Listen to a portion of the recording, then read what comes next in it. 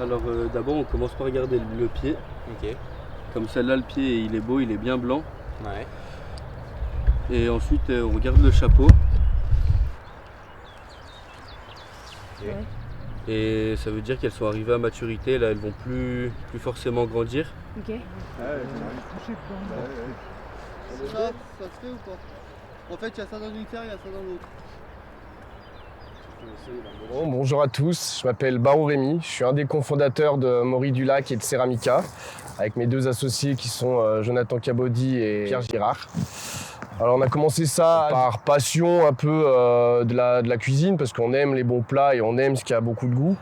Donc le premier défi, c'était de les faire sortir de terre. Ça a pris déjà 2 ans et demi.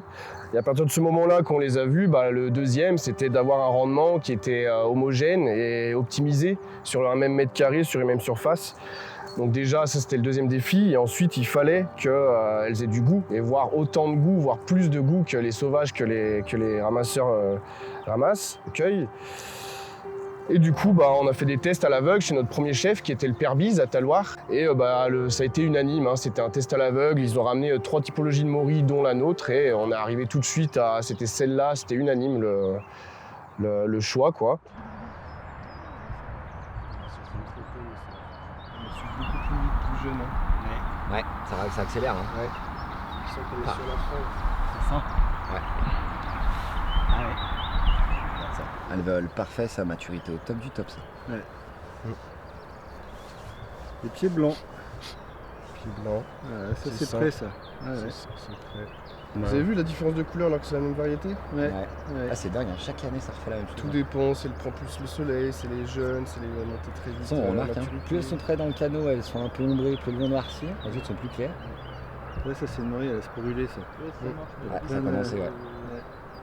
Je m'appelle Pierre Girard et ce qui m'intéresse dans la culture de la Maury, c'est l'aspect agronomique et l'aspect gustatif des Maury, donc la qualité. L'aspect agronomique, c'est ce qu'il a fallu retranscrire des bois, de ce qui se passe dans les sols des bois, à la culture. Et pour l'aspect gustatif, c'est ce qui vient des bois aussi, ce qui a pu se transmettre aux champignons. Donc on part d'une Maury comme ça qui est cueillie une fois dans les bois, et à partir de cette Maury, elle va aller dans les laboratoires pour la répliquer en boîte de pétri, pour ensuite la dupliquer à l'infini sur des parcelles forestières, par exemple comme celle-ci. On va s'attarder à la forme de la Maury quand on l'a choisie dans les bois, à son côté gustatif, pour que, in fine, on retrouve un produit qui est sympathique et qui est apprécié par les restaurateurs. Je me suis formé dans des usines qui font du champignon en grand volume en Belgique, donc pour étudier comment sont faits les mycéliums. Donc ces mycéliums sont faits sur grains, et donc on a répliqué la qualité de ce qui se fait pour la pleurote ou le shiitake pour la Maury. Et donc ça fonctionne très bien. La Maury se cultive comme un champignon X ou Y. La particularité de la Maury, c'est qu'il faut l'encapsuler dans un endroit plutôt que de simplement jeter le mycélium dans le sol, comme ça peut être le cas pour le champignon de Paris ou la pleurote. La Maury, elle a besoin d'être encapsulée Donc d'où vient le pod? C'est de cette particularité génétique. Grâce au pod, on réussit à avoir une linéarité dans le rendement et une réplicabilité du dispositif à l'infini.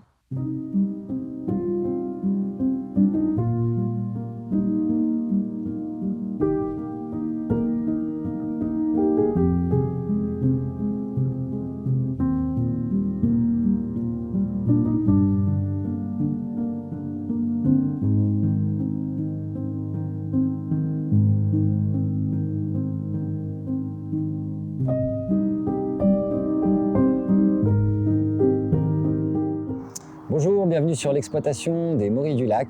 Je me présente, je m'appelle Jonathan Cabaudy, je suis un des fondateurs de Ceramica et Morilles du lac. Et donc pour ce qui est de ma part, j'étais cuisinier, donc forcément j'aime le gustatif, j'aime le culinaire. Et donc ayant travaillé dans la cuisine, forcément c'est un champignon d'exception qui n'existait pas à la culture.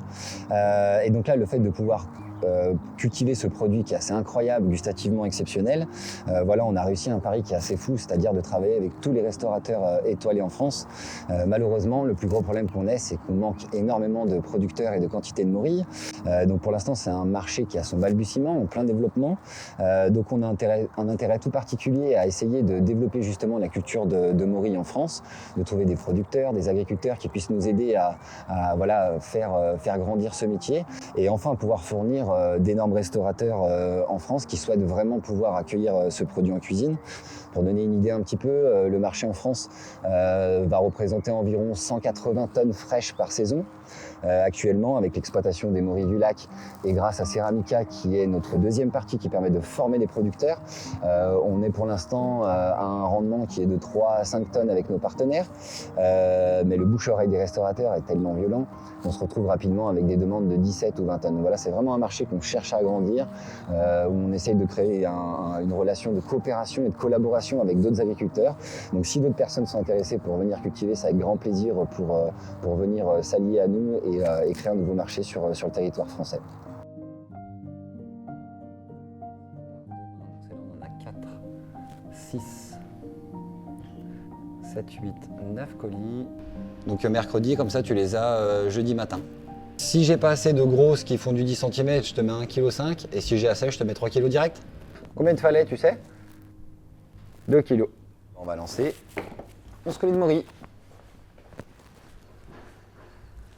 Voilà, ça c'est typiquement, voilà, c'est vraiment ce que Yannick Aleno recherche. Voilà. Du calibre de 10 cm, ça c'est très beau à farcir. On sent qu'elle est très fraîche, voilà, qu'elle est très, très résistante. Ça c'est une grande preuve de extra fraîcheur livrée en moins de 24 heures. C'est très important pour les chefs et très important pour nous également.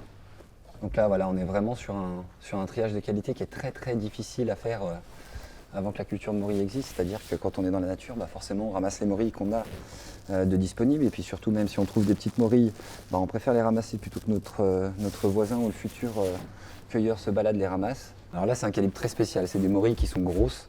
Elles sont faites exprès pour les farcir, c'est un petit peu une spécialité grâce à la culture.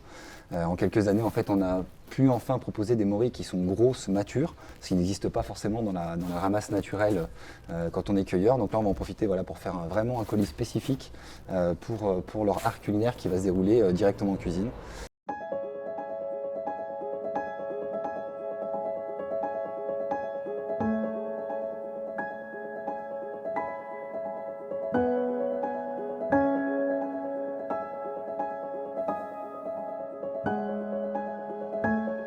Les magnifiques morilles du lac sont arrivées. C'est les dernières. Je vais vous présenter cette recette. Comment je les cuisine. On va juste les rincer légèrement.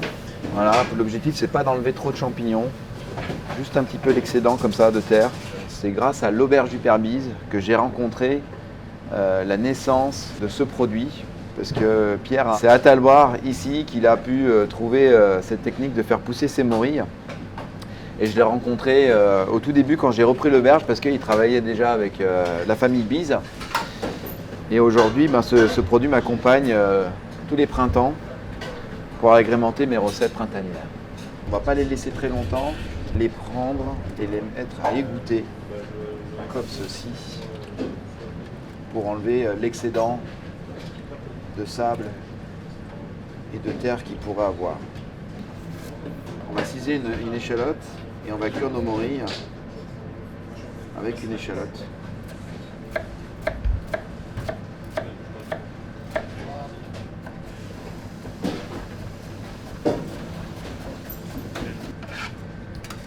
Allez, on va débuter à la cuisson de nos morilles. On va chauffer ce petit sautoir. On va mettre un tout petit peu d'huile au fond. On va y mettre une noisette de beurre. Et ensuite, on va mettre nos échalotes. On va faire revenir le tout. Comme on va le déglacer au vin blanc, bien sûr avec un cépage de Savoie qui va apporter une petite acidité, qui va révéler les saveurs. L'acidité, j'aime bien dans la cuisine parce qu'elle permet de vraiment révéler l'expression de la fraîcheur du produit. Voilà, donc là, nos échalotes sont en train de compoter légèrement et ensuite on va disposer nos morilles comme ceci. Quelques feuilles d'ail des ours. C'est joli ça. Et ça sent très bon surtout.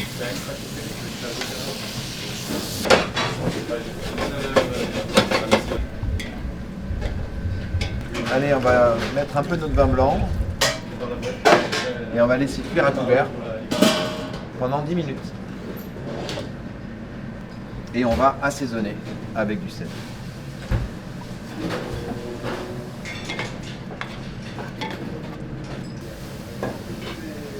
Hop.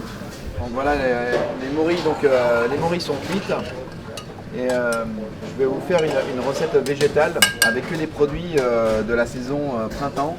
Je vous ai fait une purée d'ail des ours qu'on va disposer comme ceci au fond de l'assiette. On va mettre les asperges qui ont été cuites simplement dans de l'eau. Ensuite glacées avec un peu de beurre et du pollen. On va venir mettre nos morilles entre les asperges, comme ceci.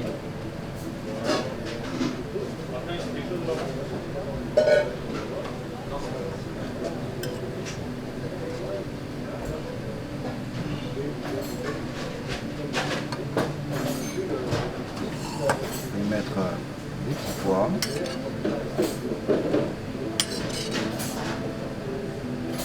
Pousse d'ail des ours.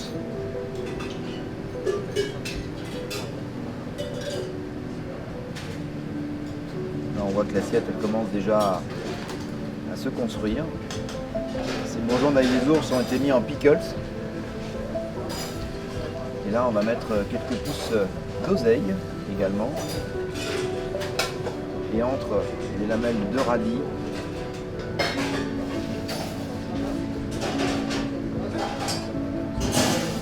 les premières fraises qui vont nous apporter un peu de sucrosité. Tempura.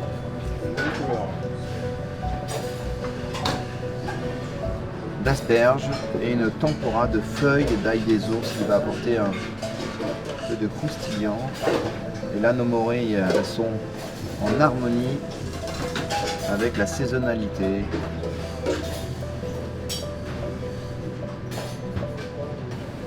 Ah. On va rajouter un peu de pollen. Une poudre d'hibiscus.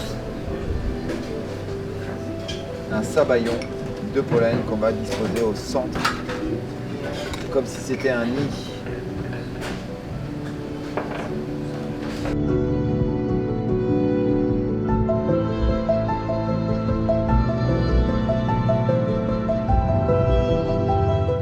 Une très belle harmonie. Les morilles viennent vraiment harmoniser l'ensemble des saveurs et du plat. Et là, on est vraiment dans le printemps. C'est un pur bonheur.